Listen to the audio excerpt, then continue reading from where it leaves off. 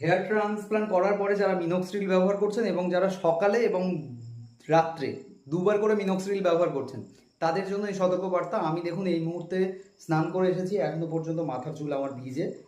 আর এই চুলে যদি আমি এখন মিনক্সিডিল ব্যবহার করি, যারা ভুল করে ব্যবহার করেন, যদি এখন আপনি মিনক্সিডিলটা অ্যাপ্লাই করেন, কি হবে না, এই মিনক্সিডিলের মধ্যে যেগুলো আছে ফিনেস্ট্রয়েড আর টপিক্যাল সলিউশন মিনক্সিডিল যেটা হেয়ার গ্রোথ বাড়াতে সাহায্য করে, ঠিক তেমনভাবে স্ক্যাল্পের ব্লাড সাপ্লাই তো বাড়াবে, ঠিক আছে, কিন্তু স্ক্যাল্প এখন ভিজে, এই সময় যদি আমি মাথায় মিনক্সিডিল ব্যবহার করি তাহলে কিন্তু অনেক রকম ইনফেকশন হতে পারে, অনেক ফাঙ্গাস হতে পারে, আমাদের খুশকির যে প্রবণতা সেটা কিন্তু আরও বেশি করে বেড়ে যাবে।